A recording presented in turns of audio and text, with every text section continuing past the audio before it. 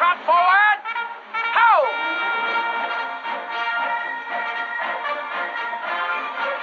Fours right about. Ho!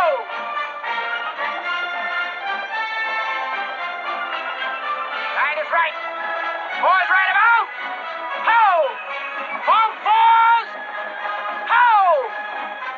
Second section, the man on the right, number 2, close in. Come on, pick it up, pick it up.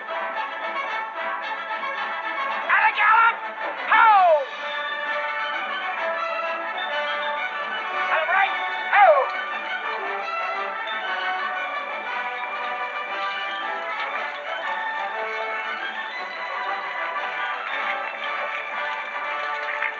Fruit. Dismount. All up. William Pender. Here. Charles Sawtell. Here. Jeb Stewart. Yep. George Custer. Yep. George Pickett. Here. Robert Holliday. Yep. James Longstreet. Yep. Carl Rader. Yep. Philip Sheridan. Yep. John Hood. Hey, Jeff. Take a look at this saddle sore. You think that's serious enough to report? I don't know, George, but I'm certainly going to report mine. You boys can have the cavalry. Me, I'm going to apply for the infantry. Tired of playing housemaid to a temperamental mare. That's the first good news your horse has ever heard. Go on, Gertrude, kiss him.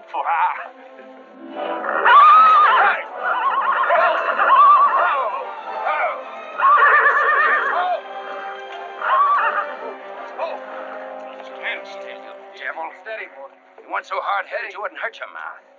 I told you before we started you had that curb chain on too tight. It's not the first time you've cut his tongue. You ever try putting a curb on your tongue? No. Nobody else ever tried it. I suppose it takes one of you Southerners to handle a horse. Well, at least we know how to harness them. They know how to harness Negroes down south, too, I hear. With a strap across their back. Come on. When are you going to take a punch at him? Too close to graduation. Besides, if I've waited 4 years, I guess I can wait another week.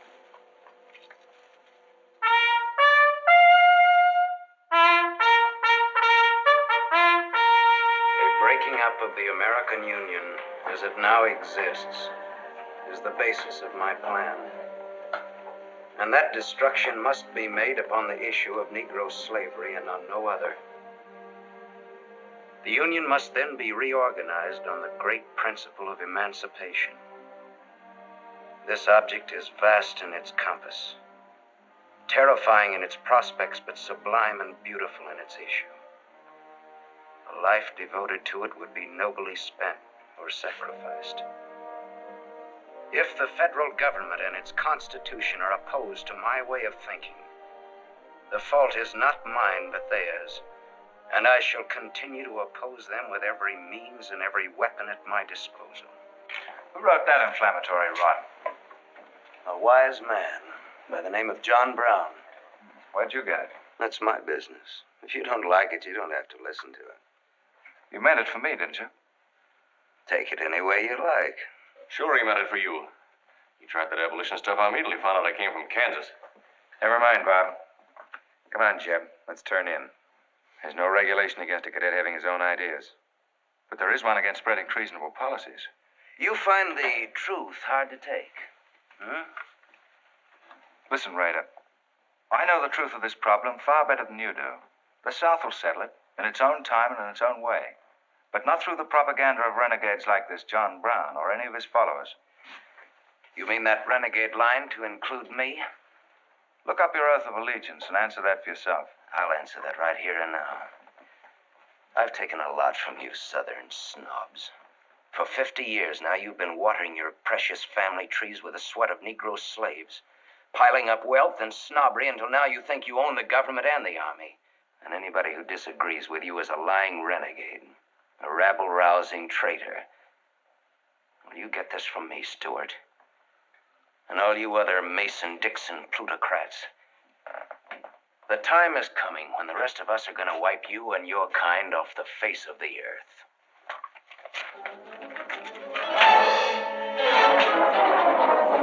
Sheriff, don't be a fool. No, let them fight it out. Hold it, Raider.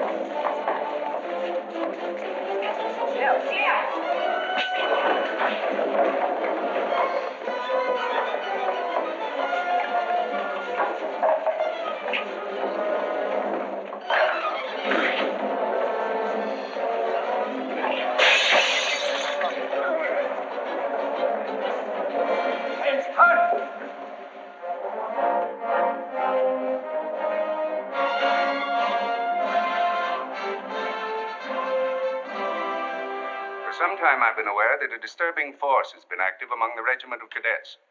The exact nature of this subversive campaign and the persons responsible for it have not been fully known to us until this moment. Stewart, by every rule of the academy, you should be discharged from the service, and your associates are no less guilty for their part in this outrageous affair. Colonel Lee, any blame in this matter is entirely upon me. It's my sole responsibility, sir. That's not quite true, sir. It was my fault. We're all equally responsible, sir. That's right, sir. That's right, sir. If I believed that you were guilty alone, Stewart, I should have sent for you alone. As for you, Custer, and the rest of you, you must be taught that lying to protect a friend is sometimes an extremely dangerous practice. I'm not so greatly concerned about the fight itself as I am about its cause. All 7 of you men have violated the first sin of military conduct, the traffic and violent exchange of political ideas, which are not the affairs of an American soldier. You must be punished, and punished severely. I shall request of the War Department upon your graduation next week that all of you be assigned to the most dangerous branch of the United States Army. The 2nd United States Cavalry, now stationed at Fort Leavenworth in the Kansas Territory.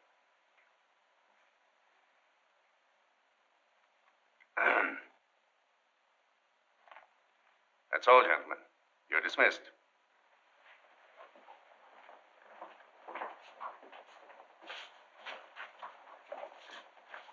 Now send for Cadet Raider.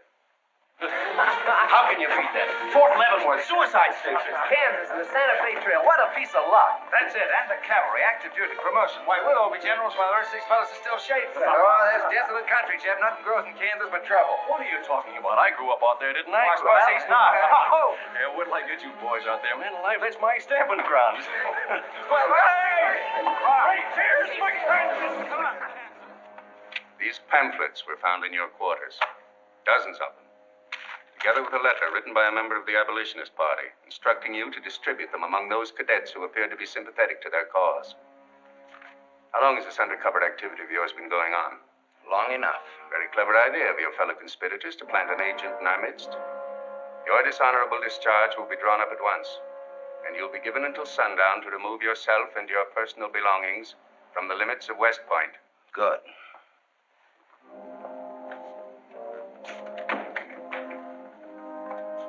And you can tell Mr. Stewart from me that he'd be smart to stay in the Army, right in the middle of it from now on. Cadet William Kuehl, Ohio. Cadet Martin Evans, Ohio. Cadet Armour Marlowe, New Jersey. Cadet George Custer, Ohio. Cadet James Longstreet, South Carolina. Cadet Philip Sheridan, New York. Cadet J.E.B. Stewart, Virginia. Cadet John Hood, Kentucky.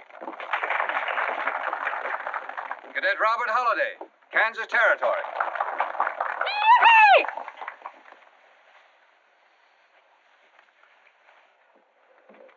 Cadet Jason Wood, Virginia.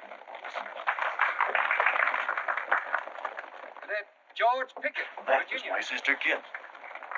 Thought 2 years in Boston would make a lady out of you. So did I. It just popped out. Cadet William Keel, Ohio. Cadet Robert Davis, New Jersey. It is now my great honor and privilege to introduce the Secretary of War of the United States of America, the Honorable Jefferson Davis. Officers and gentlemen of the class of 1854, their welcome guests and their very proud families, I'll not keep you separated very long, as I myself once sat in your place and endured an interminable address by a very tiresome general. But as a Secretary of War of this nation, I have a serious obligation towards each new officer of the Army before he enters into active service. And that obligation is to make clear and definite his responsibility to his government. We are a new nation among the powers of the world.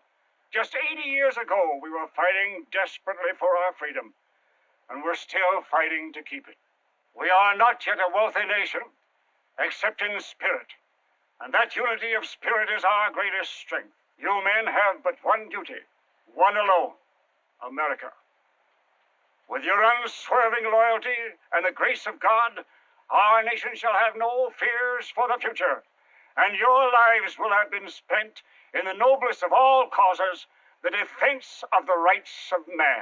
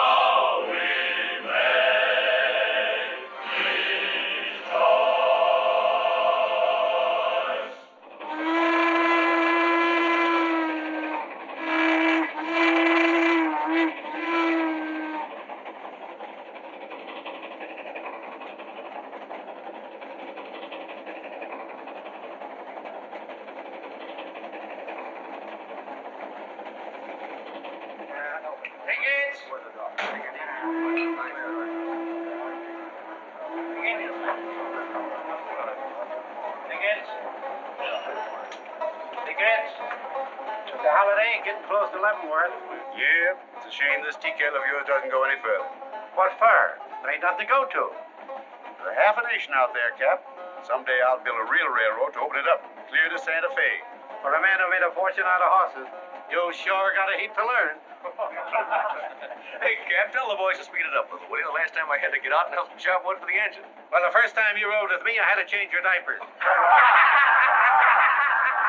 Hey, Cap. Where am I going? Looks like you're going to Hades. Just wanted to know. Bob's been telling us about that railroad to Santa Fe so long now, Mr. Holliday. Surprised to learn it hasn't even been built. Well, that's not our fault, Stuart. You can't build a railroad over blood-soaked ground like Kansas. Decent settlers won't use it. We're losing thousands of pioneers to the Oregon Trail. They circle right around us. We heard about the raid at Osawatomie last week. What is the true situation out here, sir? Well, Kansas is a territory and not a state. We're ready to join the Union, but the big question is whether we'll go in as a slave state or as a free state. On one side is most of Kansas pro-slavers, people who came from the South. On the other side are the abolitionists led by John Brown and his sons. Between those two elements, they've made Kansas a boiling pot of rebellion and massacres. That's why the Army sent you boys out here to Fort Leavenworth. See, suicide station. It's quite an honor. Excuse me, will you, sir? Surely. You know, the first time I saw you at the graduation, I thought of what Napoleon said when he first met Josephine. What was that? He said, I never knew this savage land they call America could breed such perfect beauty in mortal form. Thank you. That's a lovely line. Yes, isn't it? George has been using it for years, haven't you, George? I wish I could think of nice things like that to say. You wouldn't like what I'm thinking now. You were going to tell me something more about Kansas. Yes, what do you do on Saturday nights for fun here? Well, as I remember, half of Leavenworth takes a bath and the other half gets drunk. And since there are only 2 bathtubs in town, things get kind of exciting around midnight. Kid. By the way, how'd they ever come to name you Kit Carson Holiday? Well, Mr. Carson and my dad were very good friends, and they were so sure I was going to be a boy that they named me before I was born. Oh, I see. Well, I'm certainly glad they were wrong. Me too. Me too. Me too. Hey, conductor. Yeah? What are you going to do about that? About what? I'll tend to that. Hey, I thought I told you them Negroes had a right in the last coach. Their tickets give them the right to ride wherever they please. Now, I don't want any trouble with you, mister. And you better leave us alone. Well, I don't know what this country's coming to. Tickets? Stop shaking, Hannah. There's nothing to worry about. We're only a half an hour from the border. If we don't hurry, they'll be across the border. All right, go ahead.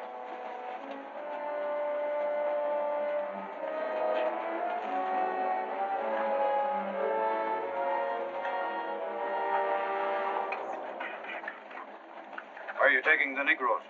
What business is that of yours? We're asking the questions. Are they free or bond? Here are the papers. See for yourself. Yeah, that might mean something if we didn't know who you are. But don't you make a move. We're taking you and them off of this train while they're still in Missouri. Now, come on, get up, all of you.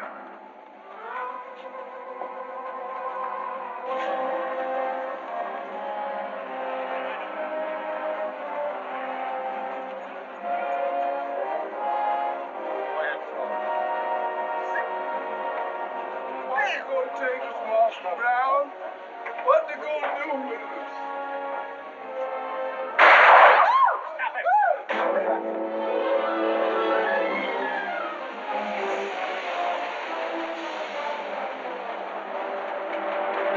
What do you know about this? There's the trouble. Negro slaves. He was trying to sneak them across the state line. I'll get that murderer Jayhawk for this if I have to hang for it. Who was it? Oliver Brown, one of John Brown's scurvy litter. Get her to the doornail. Come on, you gate-like greenhorns. Give me a hand. There ain't no use spoiling the carpet.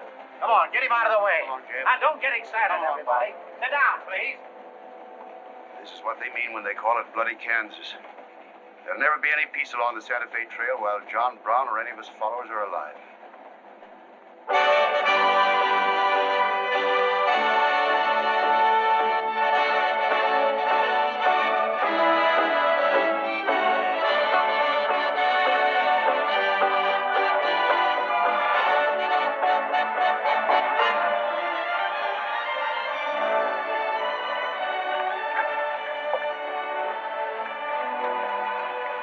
Now, this is the present terminal. I propose to come down here to Wichita, then along here across the Arkansas River, along the Cimarron River over here to Las Vegas, then on into Santa Fe. Now, that'll be our first section of track from Leavenworth to Wichita, right over the trail. How soon do you figure to start? Well, the men back east say they're ready to put up the money as soon as we can prove that a railroad through Kansas is safe and will pay. Dad! Yes, kid?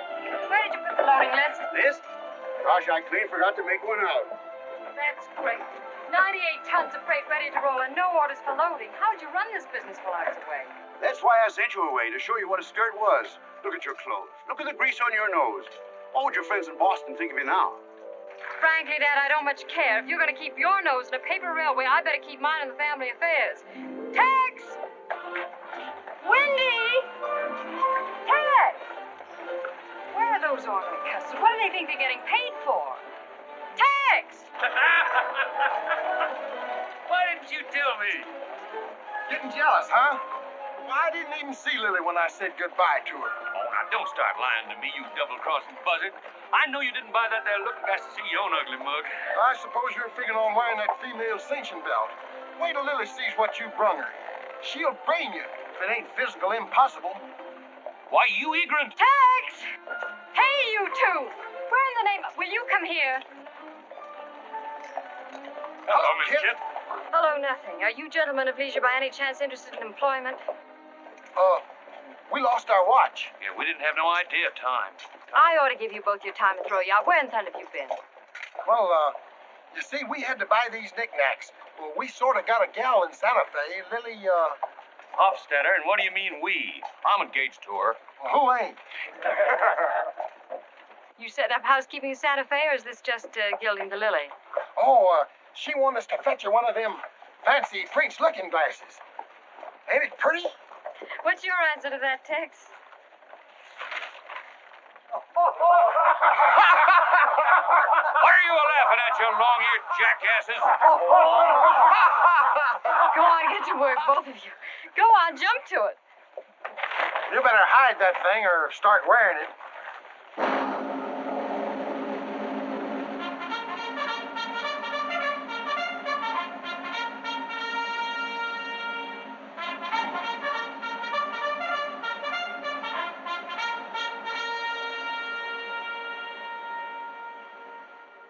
I'm going to put you new officers straight from the start. This is Fort Leavenworth and not West Point. You were sent here to man a frontier garrison. 3 of the officers you're supposed to be replacing are buried back of the hill in the little military cemetery. The other 4 haven't been found yet. The Regiment of Mounted Rifles has only one job, to keep the peace in Kansas. And we're here alone. There's no other fort between us and Santa Fe. And we're proud of that responsibility. We've got a tough reputation in the Army, but they respect us in the West. See that it stays that way. Order of the day. Lieutenants Longstreet and Holliday, take B Troop and put them through close order drill. Lieutenants Stewart and Custer will take 8 men as an escort for the freight caravan, leaving at noon for New Mexico. Draw the usual supplies and report to me for final orders.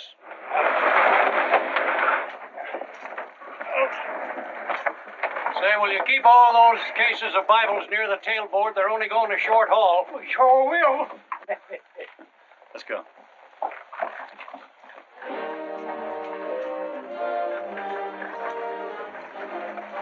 Convoy ready, sir. We're ready if you are. Good. I hope you have a nice, quiet trip.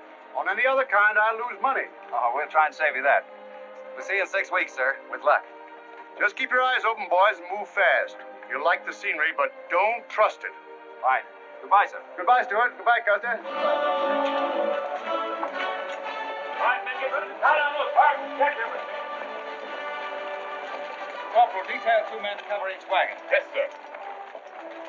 Bill, move all these barrels over there for the next load.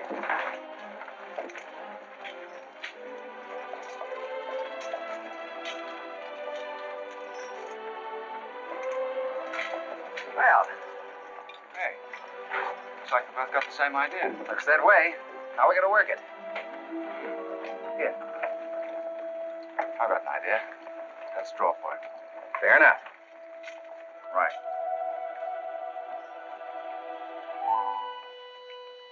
I got the long one. Hey, wait a minute. Where I come from, long man loses. Tough luck, old man. Here, hold my horse. 1 half hour, 1 seater, 7 and 8 is 15, 12 and 14 is... Why, Joe, there's something missing. Must be me. Hello. Hello, what are you doing here? Oh, playing nursemaid for those wagons. Should be the other way around. Oh, the convoy.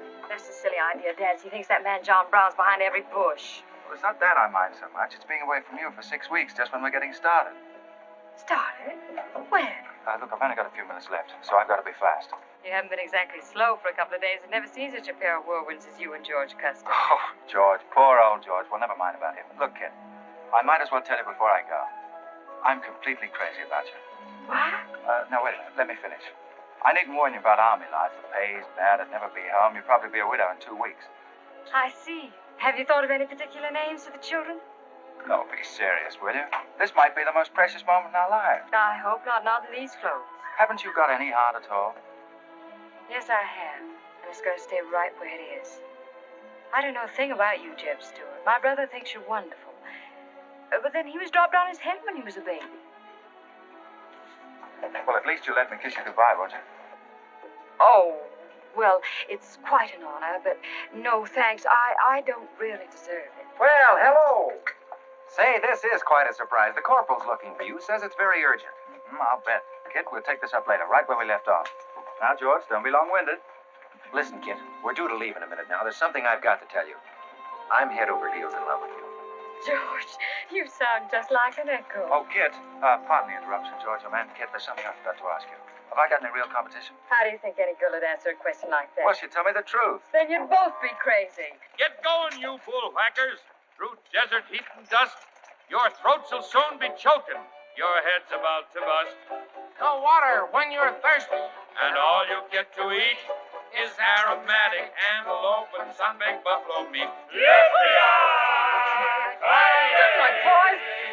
We may not even live to get our pay. But even if we don't get paid, there ain't no job we trade for hauling freight from state to state along the Santa Fe.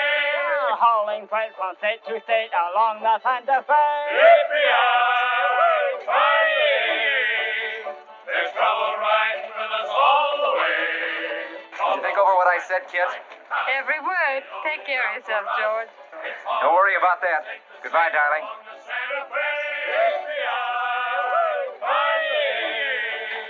The trouble riding with us all The only town for us is hauling freight from state to state. Make a little bet, kid? Sure, on what? Those two boys? I'll give you 3 to 1. I can name the winner.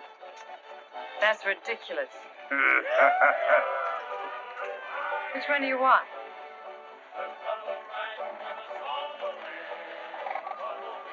I'll take that bet. Good.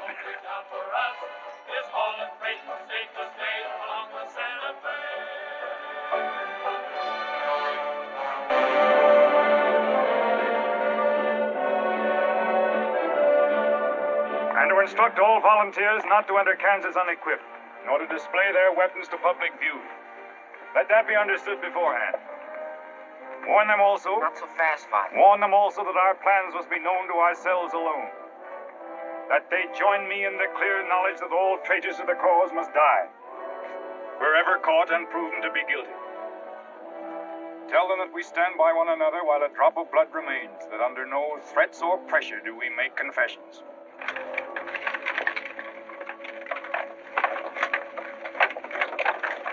All right, that's our camp. I might as well tell you when you get this far, you don't turn back. You don't have to worry about us. We ain't the kind that quit. That's fine, just so you keep it that way. Save all of us a lot of unpleasantness.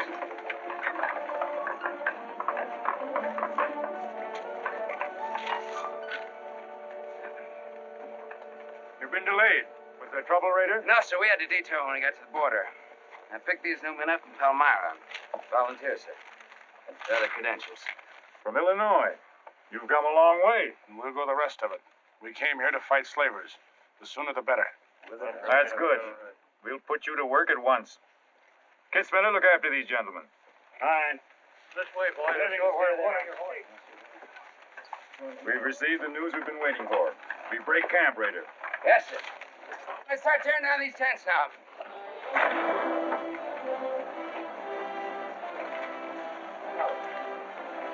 Oliver. He's hurt. I'm all right. Where's Father? Father. What has happened to you? Where are the Negroes you were told to bring? A couple of pro-slavers tried to grab us on the train. I shot one of them and jumped off. You left 4 helpless people alone to save yourself. I had to do it, Father. It was me or them. You cowardly fool. Future, obey my instructions. We leave at once.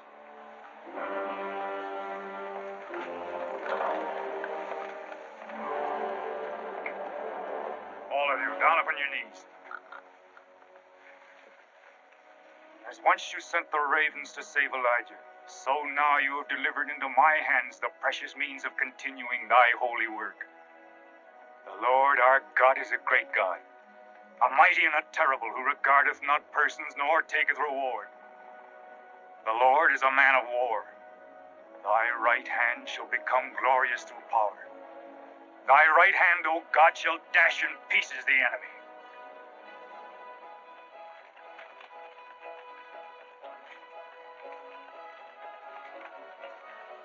Hey, Oscar! When we cross the river, you watch out for that wagon that's got my looking glass. Hey, Tex, these horses are pretty tired. When are we going to make camp? Oh, as soon as we cross the river, and then we'll be out of danger from both sides. You know, Lieutenant, I'm sure glad we're leaving civilization. It's getting too dangerous for a peace-loving man. I run into some of them abolitionists once, but who's this feller John Brown that talks so much about? Oh, as far as I know, he's just a dirty old windbag. In fact, he's just your type. Either of you ever meet him? No, but 2 of them fellas he killed at Osawatomie were friends of mine. You mean Jim Doyle and Alan Wilkinson? Yeah, and that's the reason I'd sure like to meet up with this here Mr. John Brown. He's got no quarrel with people like you, Tex. You do much better to leave him alone. Well, you can count me in anyhow. Even if he ain't harmed no friends of mine, I sure hate to miss a good fight.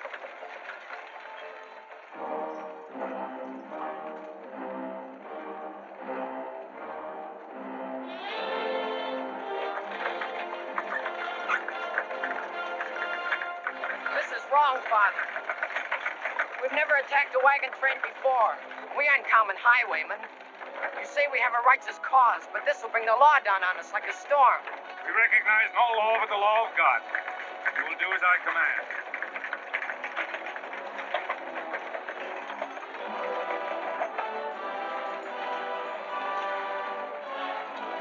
Take your men back, Raider. Wait for my signal.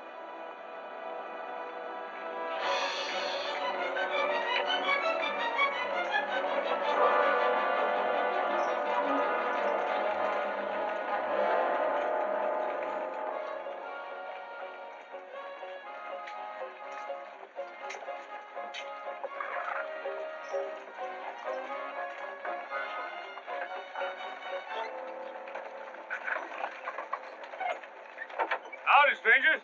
Good morning. Are these holidays wagons? That's right, sir. My name is Smith, Jonathan Smith of Newton. Well, what can we do for you? I believe you are carrying some freight consigned to me. Oh, it might be. Have you got something to show for it? I have this receipt from the shipper. Come a long way with an empty wagon, haven't you, Mr. Smith? Newton's about 100 miles from here. My home is in Newton, sir, but my place of business is much closer to the trail. Oh, I see. I thought your horses looked pretty fresh. 8 cases of Bibles. That's right. Come on, Windward, unpack these Bibles for the parson. Jason, bring up your wagon.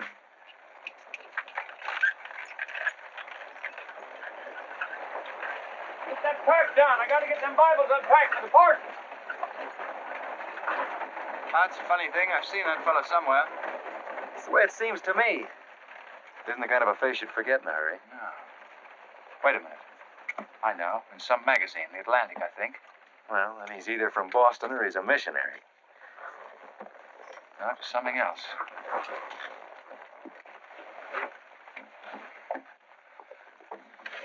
Been a lot of bad trouble over across the river lately, Mr. Smith.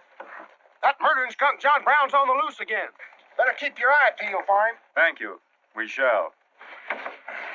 This stuff sure is heavy for Bibles. How would you know? You ain't never even saw one.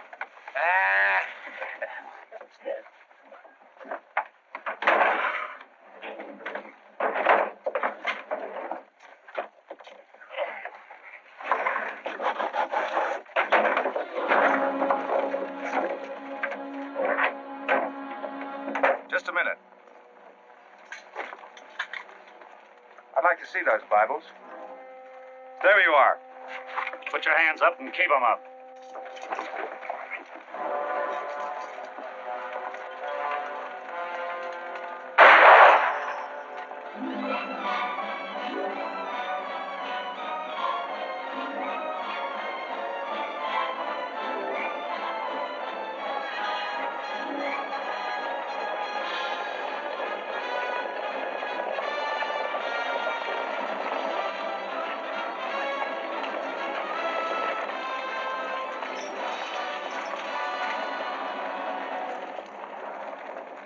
I advise you to make no move towards your gun.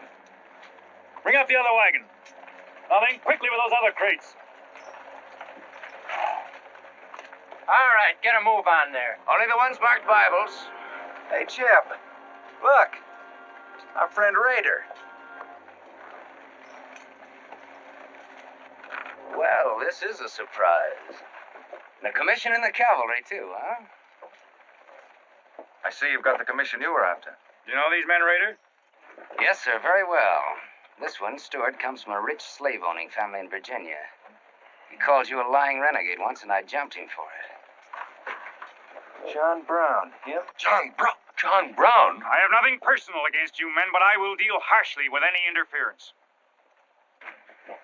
I might have known you'd wind up with this outfit.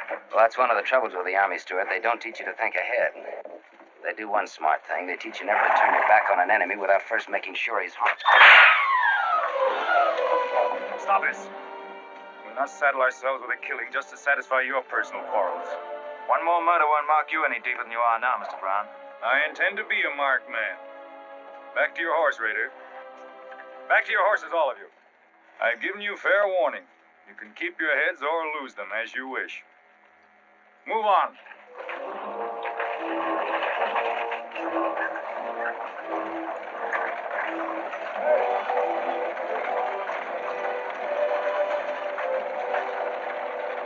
So what was in those cases, George? What? Contraband, rifles, and ammunition. Gosh. Then we've been delivering Bibles with triggers on them. Let's take a chance. Everybody, take cover and open fire. Dismount. Take cover.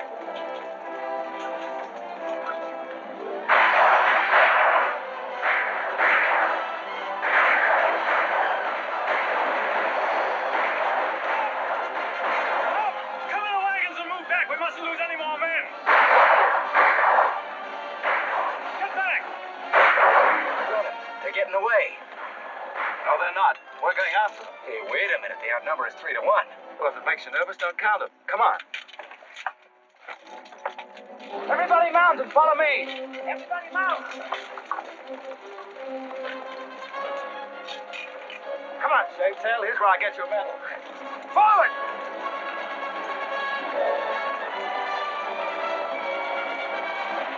Get those wagons out of here! Come on! Quickly!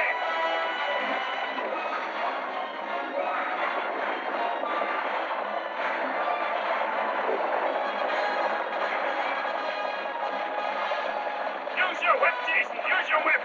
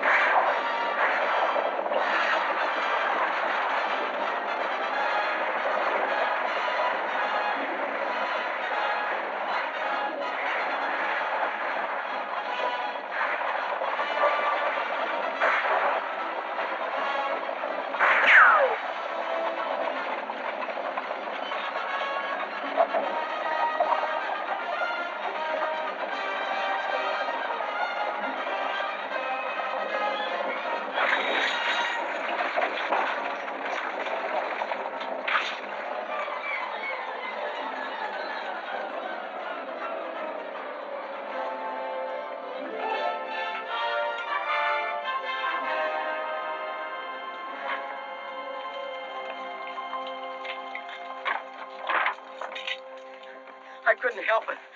I didn't do anything. All right, son. Nobody's going to hurt you. Who are you? Jason Brown. Brown. You one of John Brown's sons? Yes, but I never did anything. He made me go along. I never killed anyone, I swear it. I'm getting out. I'm quitting. You've got to take me with you. All right. Bring a horse up, George. Bring up the horses. I'll have to carry him back. The boy's badly hurt. It's his father's madness really striking home now. Sheriff, there's a purpose behind that madness. One that can't easily be dismissed. George, you've seen the needle on a compass, haven't you? It's got a whole card to swing around in, but it always wobbles back to the north. What are you driving at? Just this. I've always known where your sympathies lay. It never affected our friendship, and it never will. But it isn't our job to decide who's right and who's wrong about slavery. Any more than it is John Brown's. I guess you're right, Jim.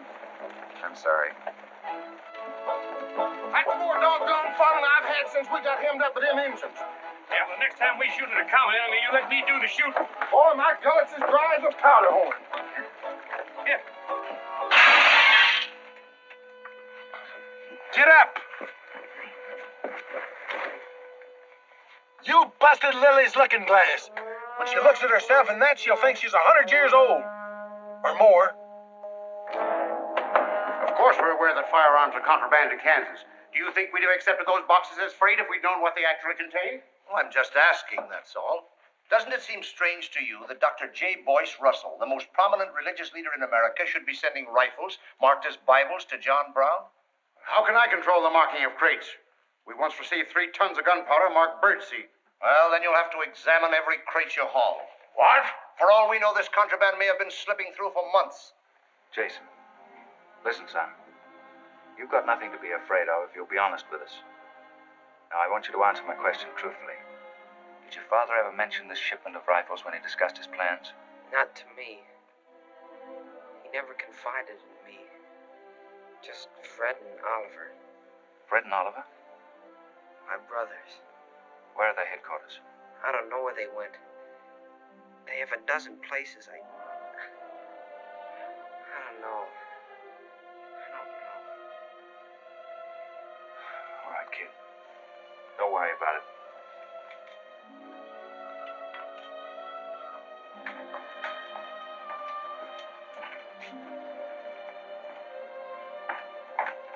These guns are no mistake. Anyone with the best interests of Kansas at heart can tell you that. No bandy-legged bushwhacking soldier can talk like that about the holidays. We've got as much interest in Kansas as the United States government, and a darn sight more investment. We were here before the army came, and by Godfrey, we'll be here when you're gone. If you think you can... Sir. Well, Stuart, what did you find? Very little, sir. The boy's either too badly hurt or too frightened to talk. We leave immediately. Have them sound assembly. Yes, sir. What was that you called me? A gall-darn bandy-legged bushwhacker. Now go on. He says he talks with God at night. But God doesn't tell people to kill one another, does he, miss? He's a good man in a lot of ways. But he's changed since Osawatomie. Those people he killed. They got down on their knees and begged him for their lives. And he struck them with a sword. Him and Rader and Kitzmiller. I was there. I saw it done. I tried to stop them, but they pushed me aside. Yes, that's how it was. We're starting at once. I'll take the first troop west to Tecumseh. Stuart, you and Custer will take the first platoon of B Troop and search thoroughly from Clinton to Dutch Henry's Crossing. Is that clear? Yes, sir. These are your orders. Find John Brown and bring him back here, alive if possible. His force is well armed now and strong in numbers. We also suspect that new volunteers are drifting in from the east to join him. Be on the lookout for them as well. Retire to your respective troops.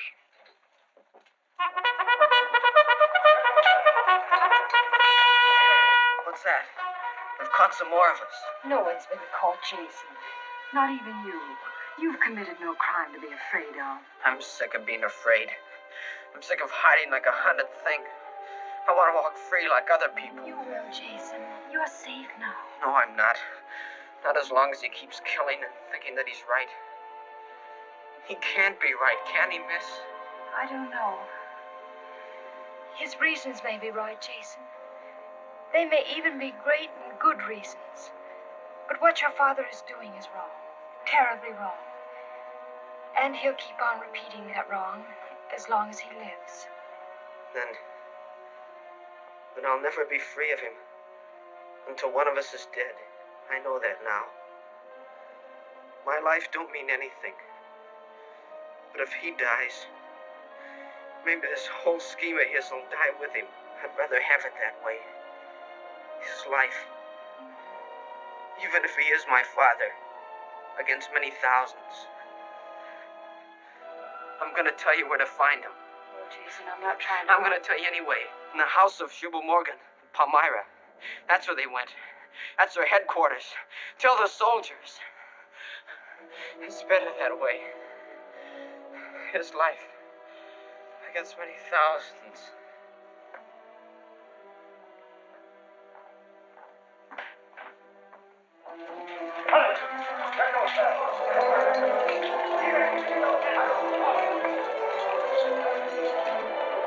Jeff. Hello, darling. How is it? It's very serious. I left the doctor with him. Poor little Deb. Jeb, he told me everything. The whole nightmare of his 15 years, even the place where his father is now. He said he wanted me to tell the soldier. Where? Palmyra, at the house of a man named Shubal Morgan. Shubal Morgan, Palmyra. I wonder if that's the truth. Jeb, I'm frightened. That boy is crippled for life. And that man on the train, he died for a principle. And a man killed him for a principle. One of them is wrong, but which one? Who knows the answer to that, Kit? Everybody in America is trying to decide it. Yes, by words in the East and by guns in the West. But one day the words will turn into guns. Oh, Jeb, can't it be stopped now? Can't the slaves be freed before it's too late? It will be stopped when we hang John Brown. Then the South can settle our own problem without loss of pride at being forced into it by a bunch of fanatics. Jeb, what has pride got to do with human lives? Kit, the two things kind of come together down south. Can't pry them apart, not even with guns. I hope that's going to be the same way with us.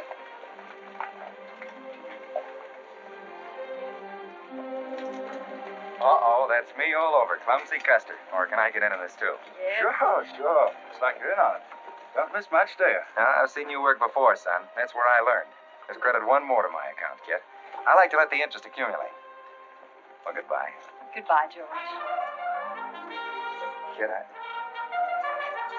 don't be long, Jeb. No, fine. Kid, remember this, will you? I love you. Put that in your little bonnet and keep it there until I come back. I'll remember. Oh, goodbye.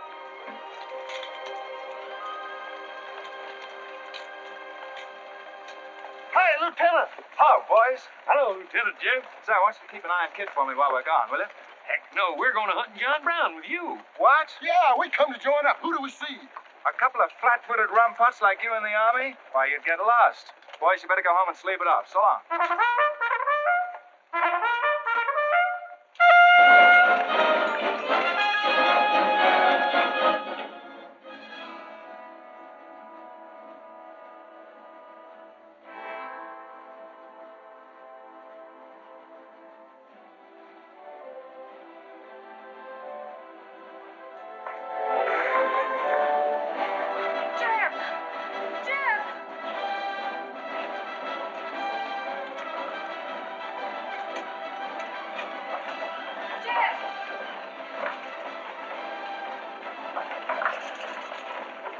He's dead.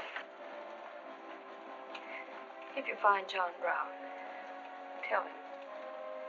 We'll try to find him. Goodbye.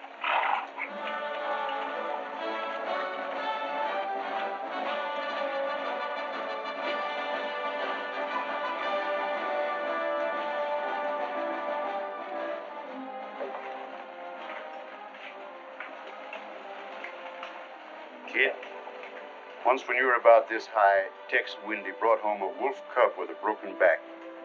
You nursed it for weeks, but it finally died with its head in your lap. You cried for days, but it was just a wolf cub. It would probably have grown up to be a killer like its father.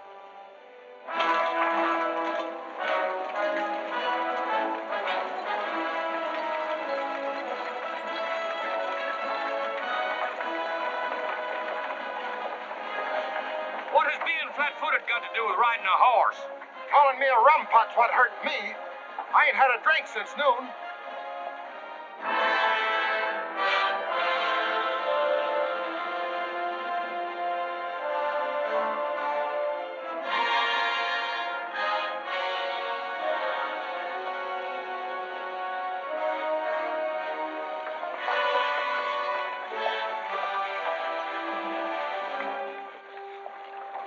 All right, get the sledge.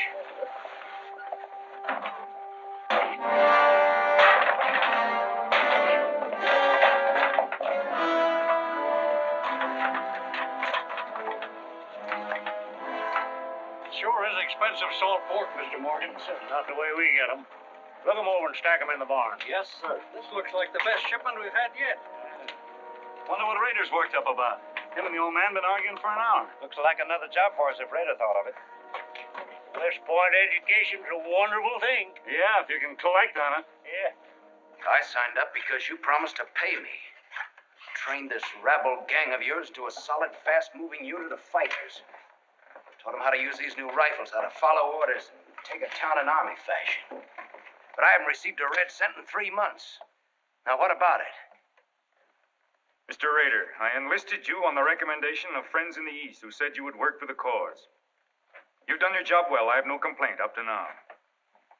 But our plans are ahead of any personal greed. If you feel otherwise, you are free to get out. But you must decide here and now. I want only loyal men around me.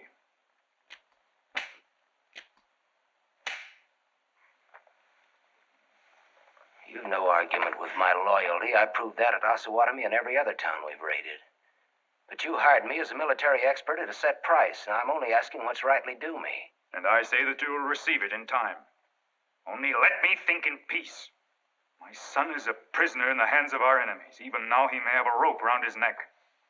An innocent boy who never fired a gun in anger in his life. While I stand here powerless to save him. All right, I'll wait. Well, what's our next move?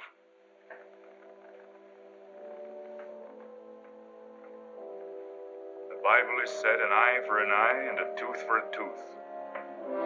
Tomorrow at daybreak we will destroy Delaware Crossing.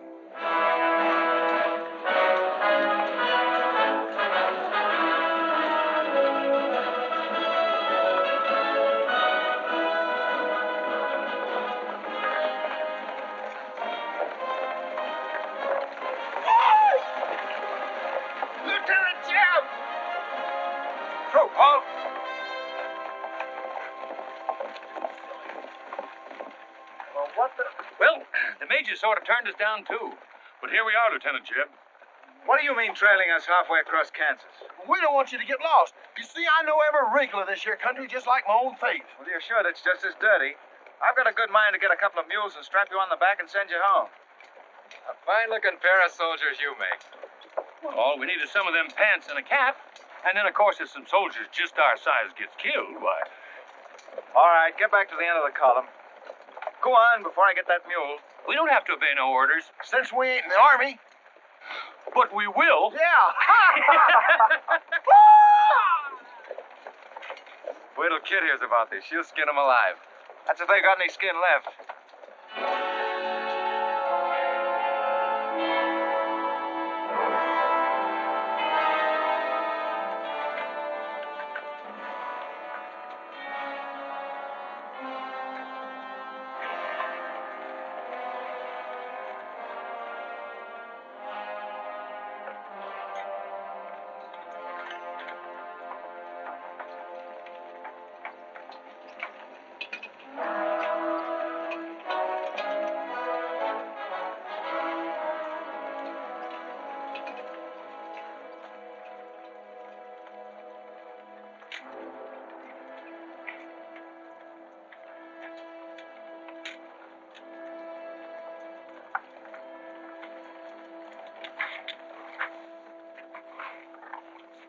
Who did this?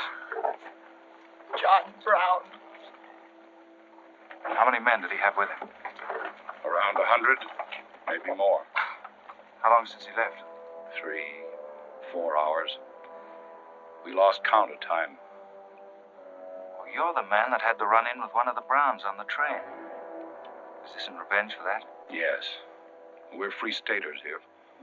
Brown always knew we'd get him someday, if he didn't get us first. Well, I'll leave you some men to help you bury your dead. Let's see you back to Leavenworth. We don't want any help. This is our fight. We don't want you or nobody else to finish it. I'm going to take care of John Brown myself. Get on your way, soldier. We got work to do. I know how you men must feel about this. But my orders are to break up all armed forces. Yours, John Brown's, or anyone else's. I'm sorry, but if you organize under arms, I won't be able to draw a line between you. That suits us. If it's got to be.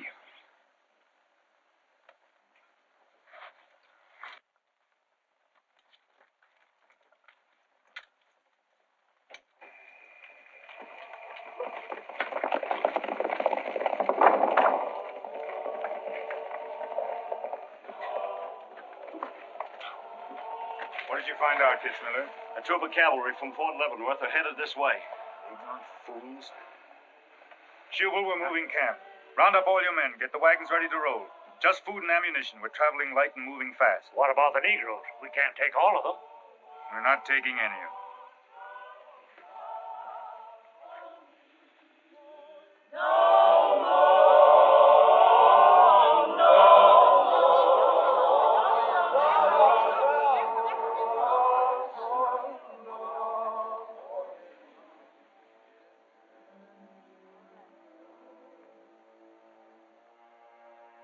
My children, the hour of deliverance I promised you has come.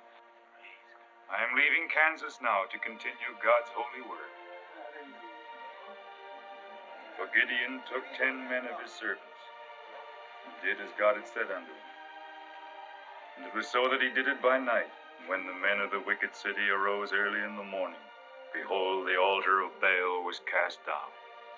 Please, Captain Brown, what did that mean? What you gonna do with us? Means that you are freed, the first of many millions to whom I shall give freedom from slavery. Does just saying so make us free? How we gonna live? Get food and shelter? There are many good people in Kansas who will give you work and protection.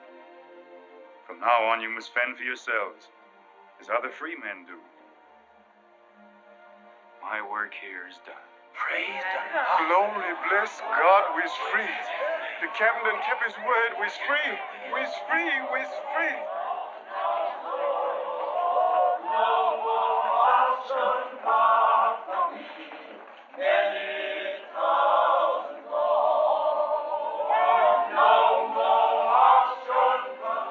You don't if John Brown has 100 men, we'd better send a runner back, bring up the rest of the troop.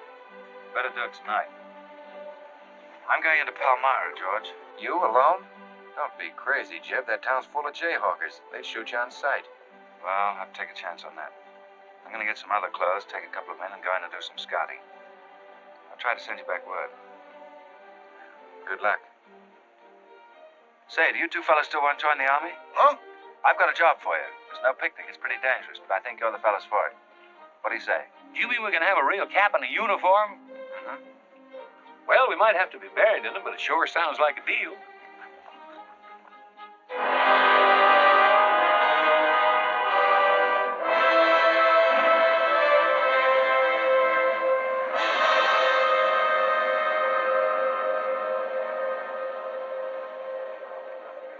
The law's got nothing to do with it. We came here to join John Brown because he's a leader and a fighter. The whole thing's going to be settled right here in Kansas. We came here to fight slavers, didn't we? The only way to fight them is with guns. Sure give you a good looking over in this here man's town. Yeah, I feel just like I was taking a bath in a bathtub without no sides on it. The only kind of a tub you ever was in. Say, who could I talk to in this kind of a town without arousing suspicion? The town barber. That's right. Anytime a barber can't talk to a stranger, he's liable to go crazy. Town barber. Hmm? That's it.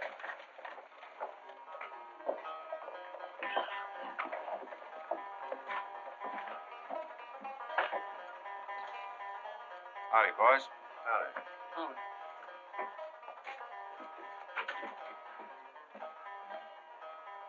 Pretty good looking horse for this part of the world. Yeah. Kansas is all right for men and dogs, but it's pretty hard on women and horses. Say, look at that brand.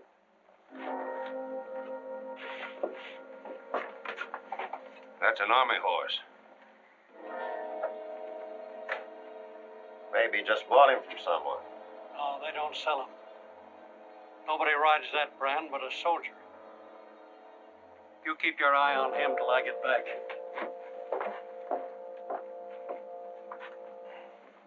You still got that creepy feeling about this place? I don't know whether it's that or these here chiggers, but something's creeping over me. Why don't you scratch and see if it goes away?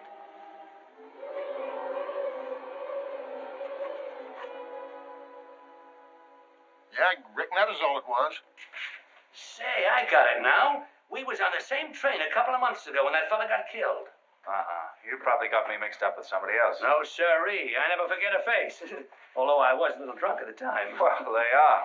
Fella you saw probably had two faces. Been in Palmyra long? Oh, just a couple of weeks. This ain't no time for barbers. The fellas that ain't trying to hide their faces for some reason or other are too mean to spend the money. Yes, I've heard you've got some pretty tough customers here. Oh, say. I'm afraid to shave half of them. I'm afraid they'll get up and cut my throat. Say, did you ever run across this famous, what's his name, John Brown? Sure, he came in here once. Strange-looking man with a hemp mark on his throat. Hemp mark? What's that? Oh, it's an old barber superstition. A little red line that runs all the way around here. Anybody born with that mark is bound to be hung. That's so. Say, I haven't got one, have I? Not yet. Maybe.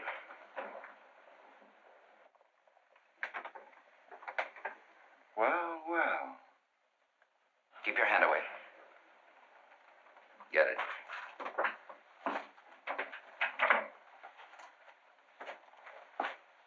This was quite an idea, Stuart. You're coming in alone first to look around? Or is this one of your agents? I ain't never laid eyes on him before. I swear it. I don't know him from Adam. What were you up to? Well, it's your move. You figure it out. My next move is plain enough. Didn't they teach us how to handle spies when we caught them red-handed? Same treatment for renegades, wasn't it? When you catch them. This will make you quite a hero, Stuart. The class of '54 will turn out in a body for your funeral. They may even hang your picture in the West Point Library. There's worse places to hang. Get him out of here, Red, or we're wasting time. Just having a last few words with an old classmate of mine. And I had them coming to me. Come on, get up. We're gonna give you a good look at what you came to see.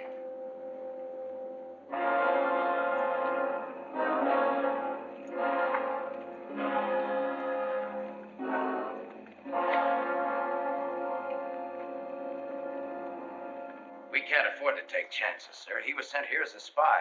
It's my advice to get rid of him. Let's train him up. And right away. Wait for it. What did you hope to achieve by coming alone to Palmyra? The Army has orders from Washington to bring you to trial.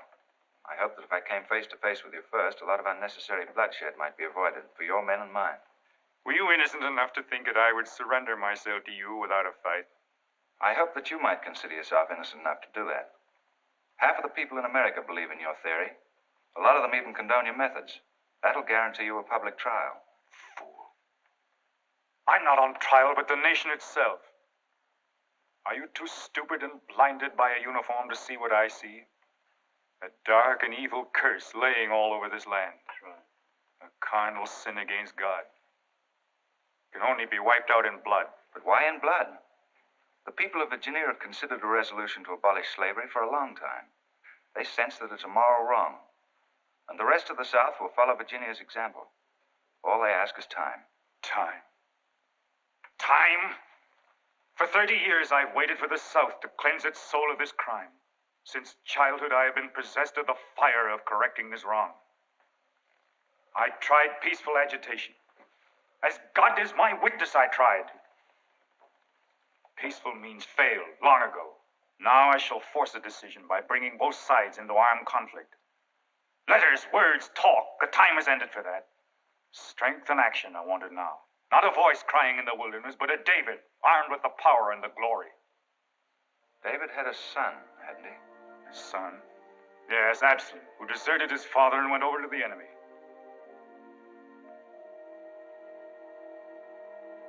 What are you trying to tell me, Stu? And Absalom died because he feared his father. Jason is dead. So be it.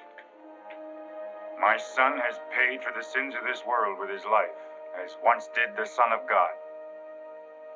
It shall not be in vain. Whether you kill me or not, the Army will crush you all in the end. My advice to you is to find peace with your Maker.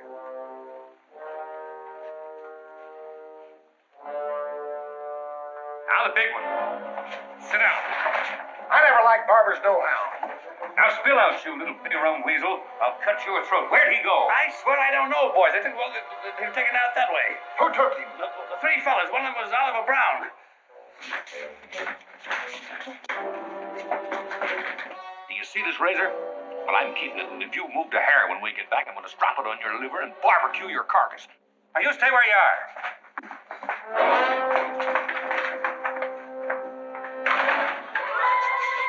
Back east for me.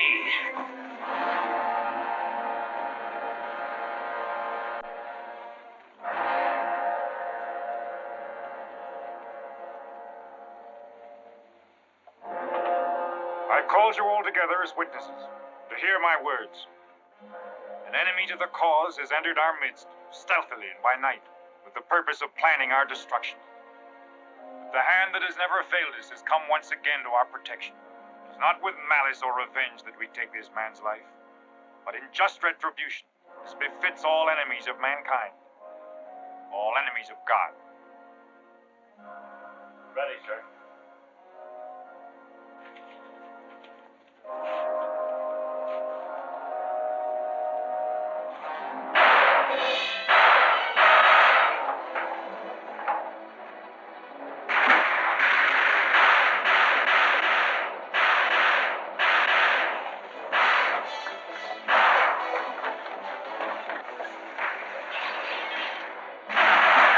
Get back! Move! Open that door!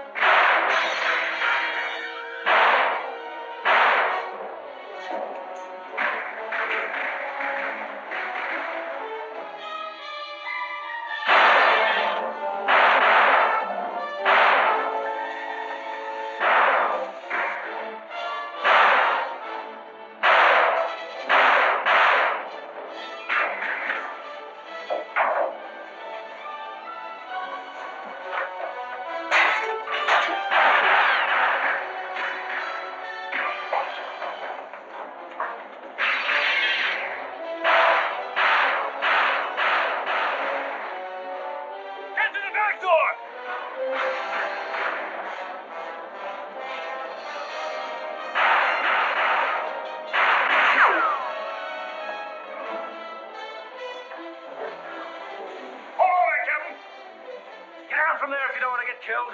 Well, we's coming, boss. That white man talk like he's afraid.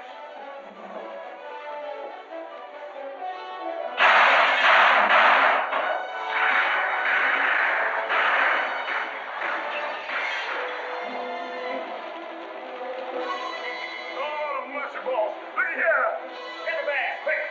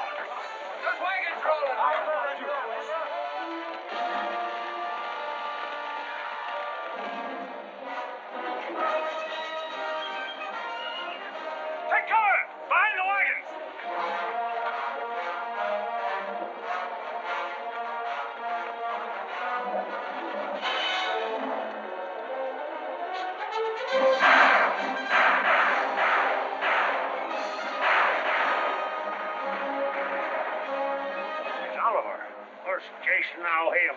You want to fight on, John? As long as breath is in me.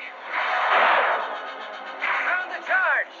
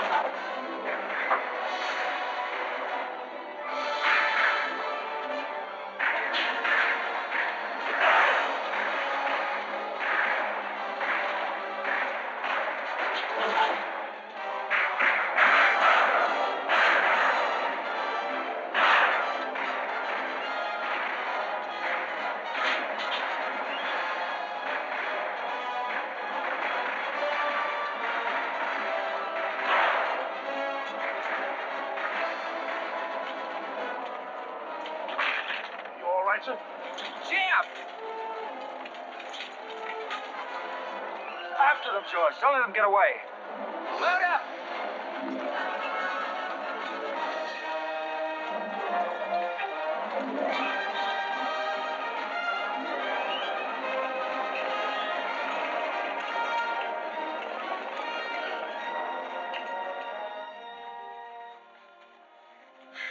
Ouch, that's too tight, Mammy. Don't tell me how to do this, boy. I've been wrapping white folks all my life. When they was babies, I wrapped one end. And when they growed up and took on too much corn liquor, then I wrapped t'other end. Ah, so what made you leave home? Well, old John Brown said he's going to give us freedom. But shuckins, if this here Kansas is freedom, then I ain't got no use for it. No, sir. Me neither. I just want to get back home to Texas and set till kingdom comes.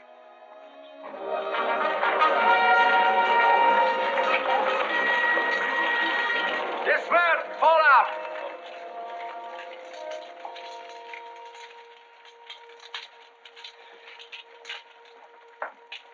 Well, we had a nice ride. Both ways. Lost him, huh? He and a few others got away in the hills. I think I hit one, Jeb. You ought to heard him holler. Heard him holler, you jughead. That was me. You shot my hat off. Well, it won't matter much. He's broken for good. From now on, he'll find every man's hand against him. Nothing will ever break the force of John Brown, Jeb. Not even death. Oh, you're wrong, George. He's finished. His force is broken forever.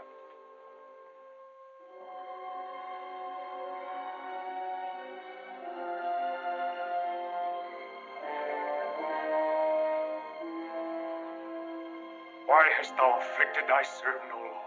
Wherefore do I not find favor with thee? Why hast thou laid the weight of all this people upon me?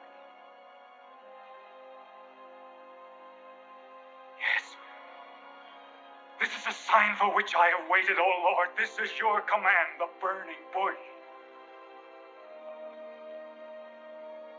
Let there be no peace in all this land until we have revenged ourselves upon thine enemies. As once you smote the Philistines, smite now the fury of thy wrath upon these blind, misbegotten fools. And I shall be thy right hand. I, John Brown, shall be the sword of Jehovah.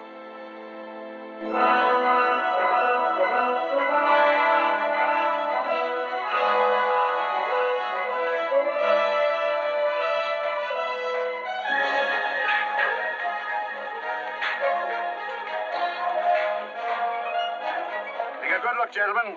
The beginning of the railroad to Santa Fe.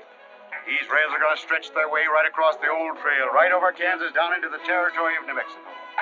Someday we can tell our grandchildren that we opened the doors of America to the great Southwest. Won't we, kid? You just build your railroad. I'm not guaranteeing anything. Yep, the end of John Brown was our beginning. Maybe it'll cost a lot more blood and grief, but it's going to be worth it. Dad, can I ring the bell on the first train? Yep, and blow the whistle. That'll be a day you can live for, kid. Wonderful.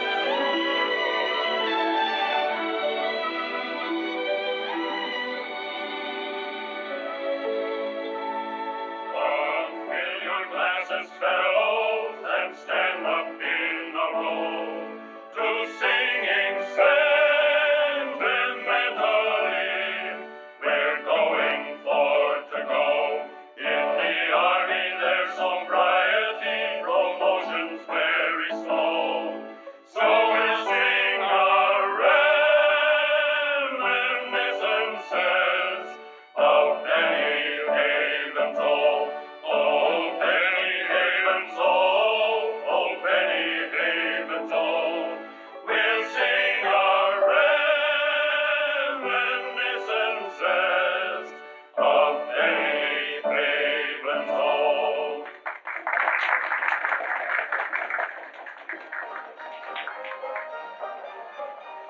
Congratulations, boys. Thanks. That was excellent. I didn't recognize the song. Where does it come from? It's an old army song, a farewell. These young men have all been promoted and are ordered back to Washington. That's splendid. You lucky devils, I had to wait 10 years for my captaincy, and I also followed tradition by proposing to my wife the same night. Wouldn't you like some refreshment? Yes, I would. Splendid idea. Well, I think I'll run down to the stable. Horse threw a shoe this morning. I'll see you later. I'll go with you. Maybe I can find it.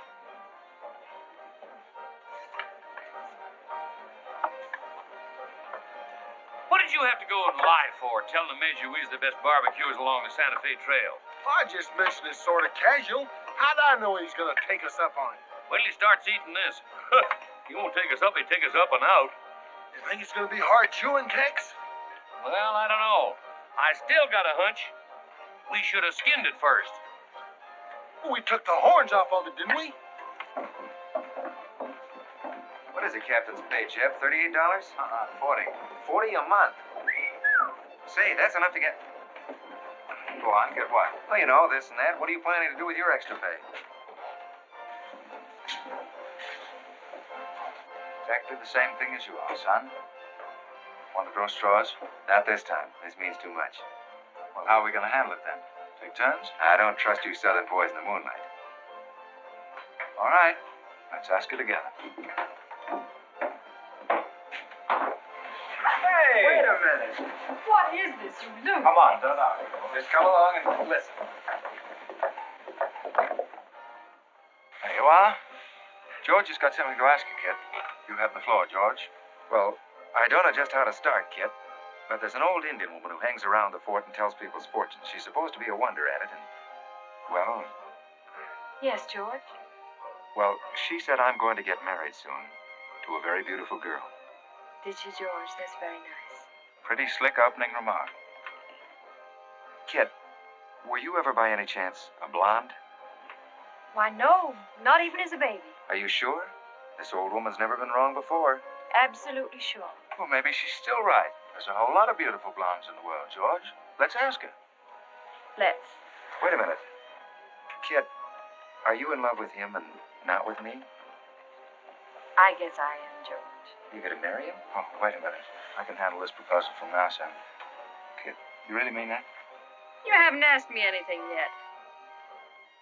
I wonder if I said the wrong thing. Couldn't have been more perfect. Now, where's that Indian?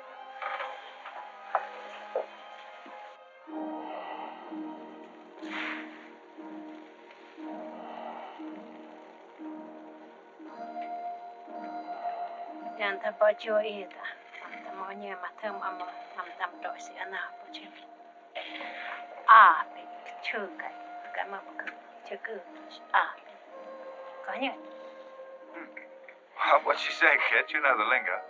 She says that this is one of the last times we'll all of us be together as friends. Now ask her something sensible. Who's going to be the first general? When ishtam when he guns it. Oh my God, American matambo ambosi oju. Oh, She says that one day you'll all be famous men, great in battle, but bitter enemies. What? Pickett, Hood, Custis, Sheridan, Longstreet, and me, enemies? Now I know she's crazy. Where'd you ever pick up this old figure, George? I can tell better fortunes than that with tea leaves. Well, we might as well get our money's worth. Ask her what we're going to fight about. Yeah, who's going to start it? Weganesh wanji migad what? Oh, my matakse gocho MB, my busy armature. Majiaga autumn kajam tramo busy a chuka, mafia map.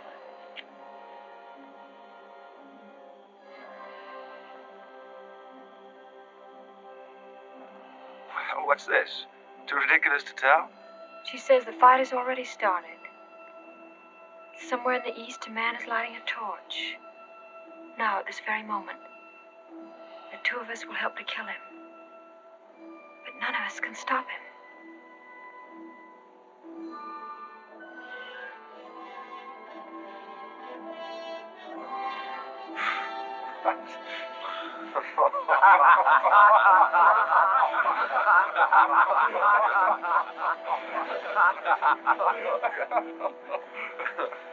Here is where I would attack first.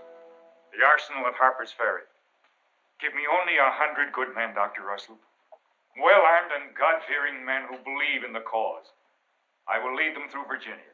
Rouse the thousands of discontented slaves who will flock to join us. Then sweep down through the South, through the Carolinas, Georgia, Alabama, Mississippi. Then, with the entire nation in a state of chaos, we can dictate our own terms. Have you considered the Army, Captain Brown? Surely they'll be after you in full force within a few hours after you first attack. Let them come, Dr. Russell. Let them try to stop me. I've studied that country for years. It's full of good hiding places, natural forts where large forces of brave men can defy pursuit indefinitely. Mr. Rader will go ahead of us and scout the town. Yes, sir. With his knowledge of military methods and our great advantage of surprise, we can outwit the Army at every turn. Captain Brown, this plan of yours is mad. Worse than mad. It's high treason. Such a brazen attack would lead to civil war. Exactly. That is exactly what I want. Is it your wish, then, to destroy the Union? My answer to that is yes. To the devil with the Union. We've got to fight sometime. It might as well be now. Gentlemen, I came here to Boston at great personal risk. There's a price on my head of $10,000, so my time is precious. You've given me much help and encouragement up to now. But all that we have done in Kansas and elsewhere will be wasted unless you see it through to the glorious end. How much money will you need?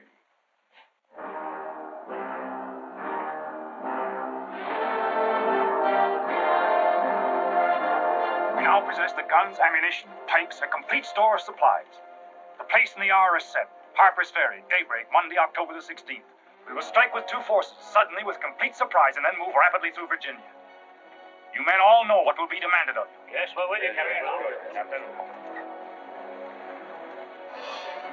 It's Rader. He made good time.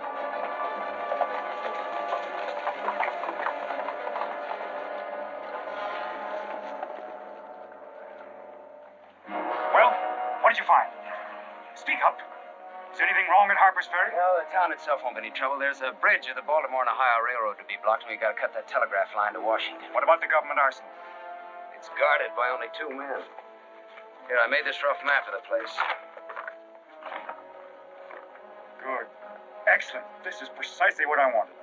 We must first take some hostages from the town. That'll prevent an attack by the civilians, and we'll move directly on the arsenal. Well, there's something else. What? I want to settle our account. Back in Kansas, you promised to pay me what's due when you got the money. How dare you demand the settlement of a private matter? With the nation's hour of deliverance not 3 days off. Well, that's putting the cart before the horse, isn't it? I've done a job for you nobody else could do. So I was right at Palmyra. The cause itself means nothing to me. I'm only holding you to your word. Are you indeed? Have you forgotten so quickly my methods with disloyalty? I haven't forgotten anything. But you've got the money to pay me and you can't afford not to. Then add this to your memory. I haven't waited 30 years to bargain with a rogue at the final hour.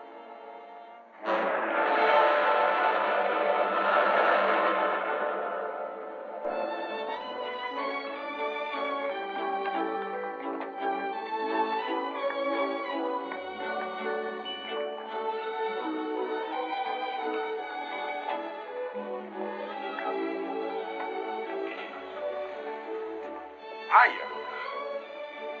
This is the kind of army life I like. Did you ever see me waltz? I've heard of it, but this ain't no Santa Fe shakedown. Hold it. You in high society now. Come on. May I have your invitations, please, gentlemen? What's them? Them's them little white cards. We ain't got no invitations, Joe. Can't we get in on our uniforms? No, sir. Not unless you wants to go right out on them again. Oh, we're the fellows who cleaned up Kansas. Ain't you ever heard of us? Sorry, sir, but we don't need no cleaning. Good evening.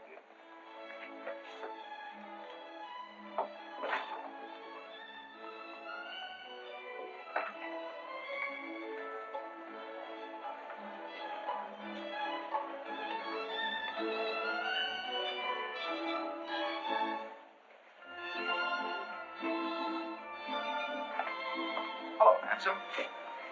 Oh, hi, Chip. My, you're a dream tonight. How's the party? I don't know. She hasn't come out yet. Who are you waiting for? Oh, a friend of mine promised me a surprise tonight. A night I'd remember the rest of my life. Yeah? You don't know any girl here but Kit, you know. I'm not talking. Maybe you don't rate quite as high as you think you do, Captain Stewart. Hello, Kit. You look wonderful. Thank you. Say, George was just telling me you promised him the biggest night of his life. Where do I come in? You don't. I'm very fond of George. Thank you, Kit. I haven't told you this, but we have a deep understanding. Wait a minute, Kit. Are you serious? What is this? I'm going to take care of George for the rest of his life. Kit! That is, if he's the man I think he is. Oh, Kit, I have my faults, but I can be as faithful and loyal as any man that ever lived. We'll soon see. Now wait here, both of you. Tough luck, son. I guess we can't all have charm and good looks, too. Custer, I hope you're joking, or you're not going to have either. Oh, don't take it so hard. I mean, this is something that could happen to them all. Charlotte, I want you to meet Captain Custer and Captain Stewart. This is Charlotte Davis. We were schoolmates together in Boston. It's a pleasure, Miss Davis. Thank you, Captain. Oh, yes, indeed. A great pleasure. I've heard so much about you, Captain Custer. Me? Mm-hmm.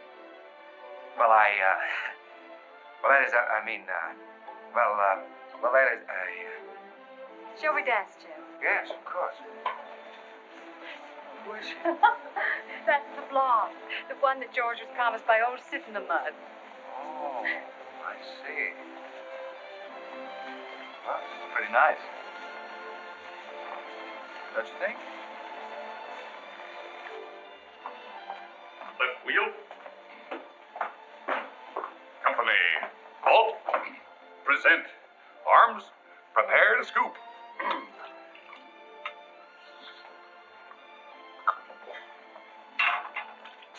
Yes, sir? Yes, sir. About face. Company forward. March. Eyes right. Right wheel. Well, there I was, right out in the middle of Kansas, facing 500 crazy fanatics, heavily armed. And me with only 15 soldiers. Heavens, Captain, how terrifying. What did you do? I sized up the situation at a glance, dismounted, and walked straight toward him. Not alone. My dear young lady, there comes a time in every soldier's life when he must stand or fall alone. And if you knew the Army, you'd understand that he who hesitates is lost. Oh, how simply wonderful, Captain. Oh, it was nothing, really.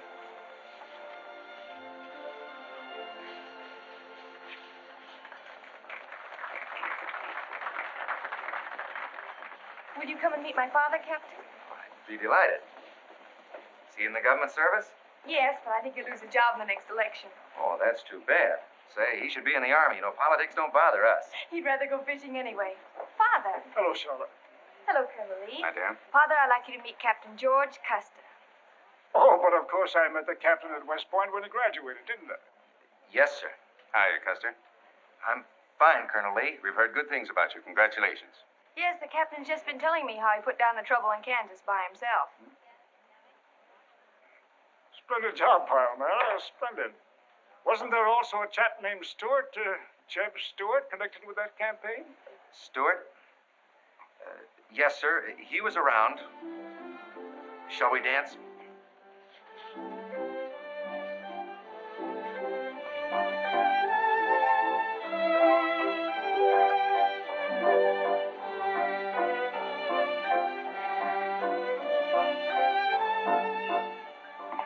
Left turn. About face. March.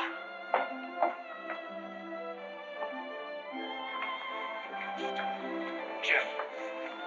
Go away. You've danced with your sister once already. I don't want her. I want you. Come on. Here, you can't leave me stranded alone in the middle of a ballroom. Quiet, spread. Phil, take over this detail, will you? Oh, Barry. Are you drunk? Well, if I'm not, I ought to be. I've just seen enough to knock anybody down. What are you talking about? An old friend of yours is outside, and he asked me to bring you to him.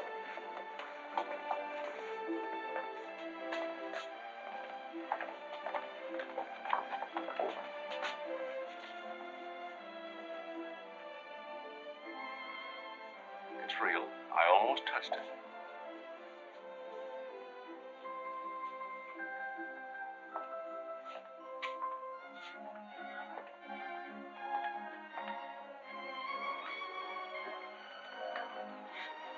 What are you doing here? I came to find you. I know what you think of me, Stuart, that I'm no good. Well, maybe you're right. But maybe I've got something to tell you that'll change your opinion. You'll have a hard time doing that. Suppose I told you that I left John Brown 3 hours ago with a well-armed force of men, not very many miles from where we're standing. I'd say you were out of your mind. All set to strike at Harper's Ferry on the Maryland-Virginia line sometime tonight. With reinforcements of over 1,200 men expected before daybreak from Pennsylvania. Brown plans to arouse the slaves. First in Virginia and then throughout the South in open rebellion. The telegraph wires will be cut and he'll block the railroad. And then at daybreak they rush the arsenal. Take thousands of weapons with the idea of arming the Negroes. Well, that's the situation, gentlemen, move for move. I don't know, you may be able to get there ahead of them, but if you do, you've got to move fast. Tonight. It's fantastic. Our Secret Service has reported John Brown to be out of the country. Well, I ought to know where he is. I've been with him every day and every mile since we left Kansas. Then why have you informed on him? Don't forget, Colonel, I was in the service once. I was young and I made a mistake. I didn't know that then, but I do now. I guess some of the things we learned at West Point stay on inside of us a lot deeper than we realize. Anyway, I couldn't stand by and see my country torn apart by a madman like Brown. I had to come here. This was something a lot bigger than myself. Couldn't have been the size of the reward you'll get for turning him in, could it? I said why I came here, and that's the truth. But I am entitled to any reward. I'm even willing to go back there and rejoin him tonight, just in case he gets suspicious or changes his plans. Now, what more proof do you want than that? I believe him because it's too dangerous not to. How soon can you start, Colonel? We'll be ready to leave in an hour. The officers are all here. Call them at once and proceed with all speed to Harper's Ferry.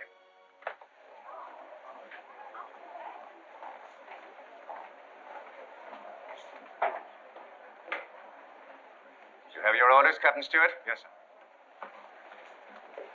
Jeff, what is it? What's happened? John Brown. Get the little Davis girl to take you home, will you, darling? But why? But... I'm sorry, I can't explain now. No time. Try to keep the others calm. Tell them there's nothing to be excited about. Goodbye. Goodbye.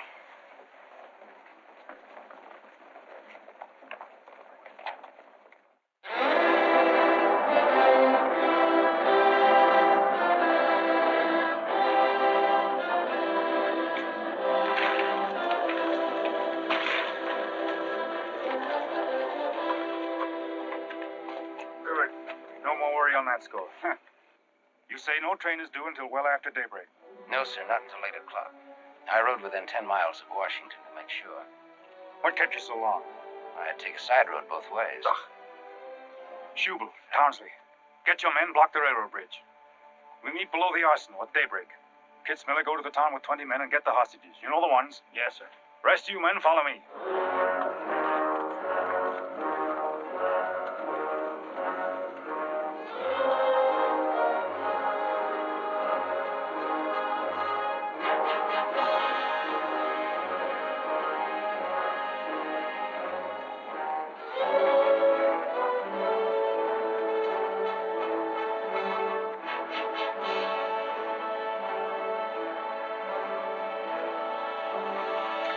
Drop your guns.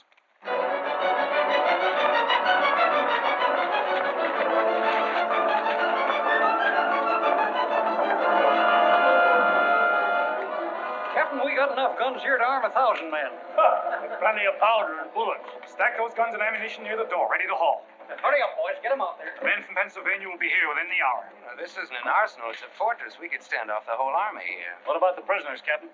What is the meaning of this outrage? Why have you broken into our homes and dragged us here? Who are you? I am John Brown of Kansas. John Brown. You are prisoners of the provisional government of the United States. If the citizens of Harper's Ferry attempt any interference, I shall use you as I see fit. Otherwise, you will be peacefully released when we depart. We must adhere to our schedule to the precise minute. We will leave here at 10 o'clock. By nightfall, we should be 35 miles into Virginia. What about the men from Pennsylvania, sir? If they're late in arriving, we cannot wait. Wouldn't that be taking a long chance? No word of us can leak out until tomorrow, maybe even 2 or 3 days, and then we'd be 1,500 men.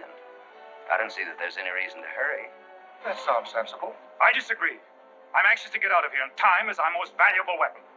You're in command, sir. But that's been the fatal mistake to many an expedition. My advice is to wait.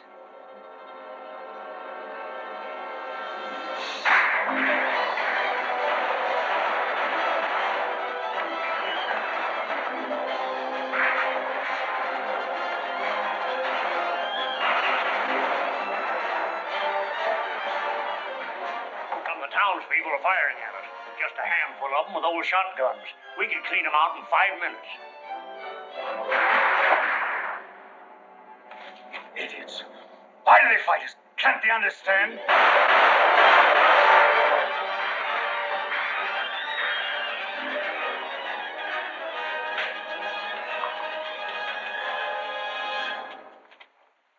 What is your name? Brewer. If you value your life and those of your fellow townsmen, you will do as I say. Yes.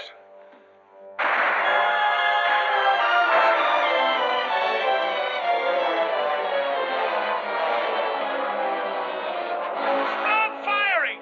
You are endangering the lives of your friends! John Brown promises that if we leave the arsenal in his hands, he will harm none of us. No! Run down to us! We'll cover you! Quick!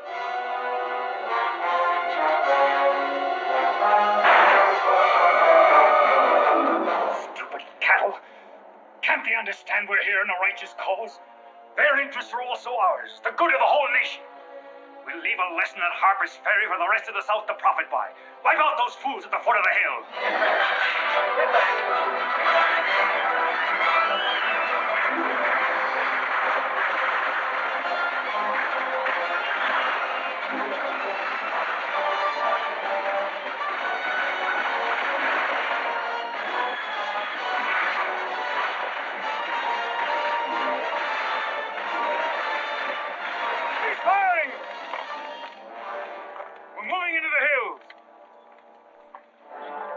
Take all the weapons and ammunition you can carry with speed.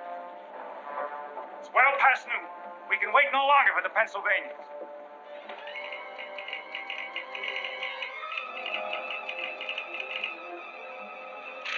18 citizens of Harper's Ferry killed, 33 wounded by John Brown's invaders in open rebellion. It's from the second force at Frederick, Maryland. The road to Harper's Ferry is blocked, unable to get through. Jefferson Guards and the Winchesters under Lee's command passed through Upperville an hour ago. They will be the first to arrive at the ferry.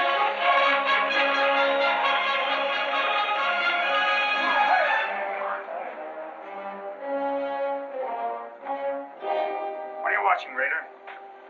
The North Road, sir. North Road is over there. This is the Washington Turnpike. Well, I thought our men might circle the town. That was not their orders. Help with the wagons. Yes, sir.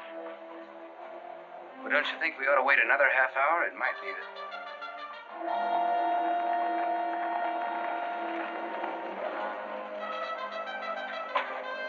Everybody inside! Bolt the doors! Hang the loophole!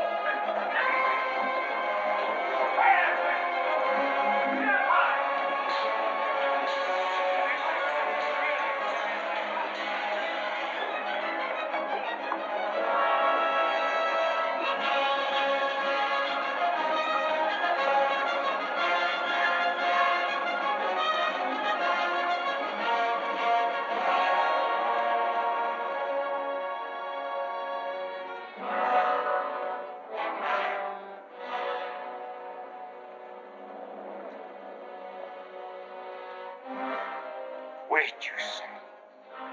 There's no cause to hurry. Wait. Yes, sure I did. I thought we had time. Judge, Yes, sir? I want you to take this under a white flag to John Brown. Right, sir.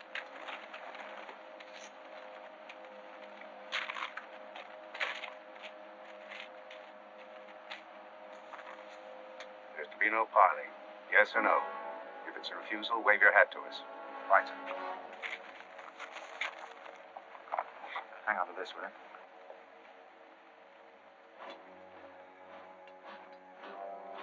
Captain Brown, they're coming up the road with a flag of truce.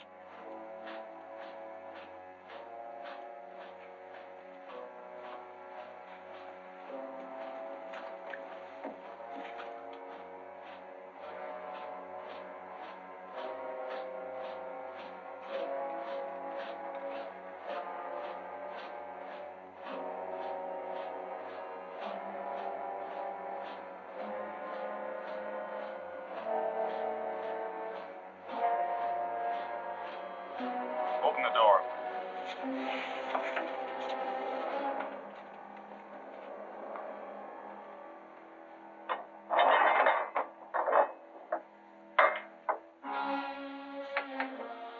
You're John Brown of Kansas. I am. We've met before, I think. And thanks to Mr. Raider, we now meet again.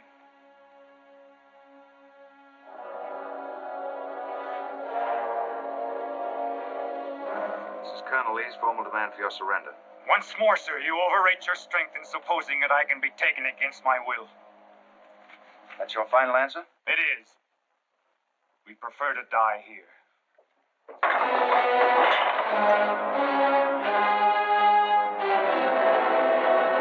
Prepare to surround them. Take Troop B to the right of the gallop. Troop A to the left of the gallop. Troop C, draw your carbines. Dismount. Go. Take cover. Forward at a gallop. Follow.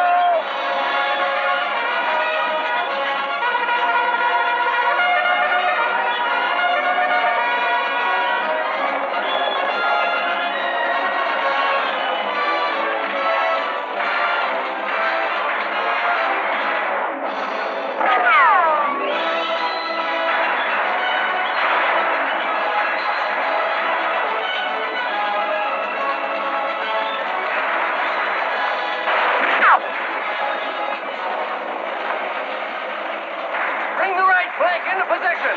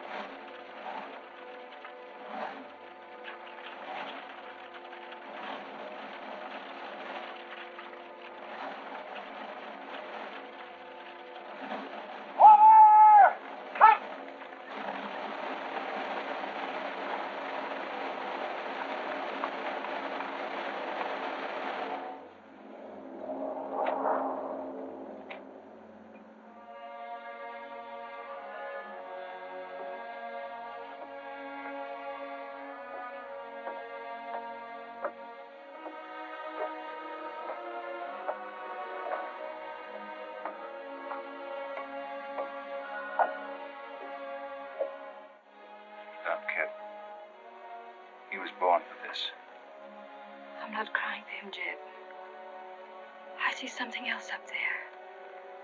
Something much more terrible than just one man. Have you any last words, John Brown?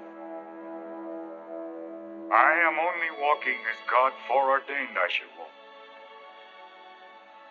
All my actions, even the follies leading to this disaster, were decreed to happen long ages before this world began. But I cannot remember a night so dark as to have hindered the coming day, or a storm so furious as to prevent the return of warm sunshine and the country at peace. I, John Brown, am now quite certain that the crimes of this guilty land can never be purged away but with blood. I let them hang me. I forgive them, and may God forgive them, for they know not what they do.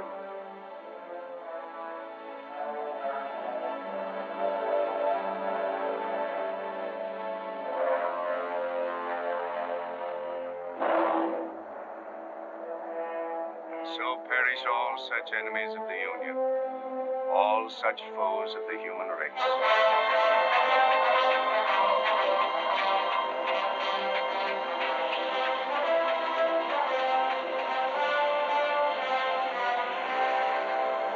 For this company, and there to have given and pledged their troth each to the other, and have declared the same by giving and receiving a ring, and by joining hands, I pronounce that they are man and wife, united forever with ties that no man shall break asunder, nor the years disturb, whose shining paths shall run together from this day hence unto eternity.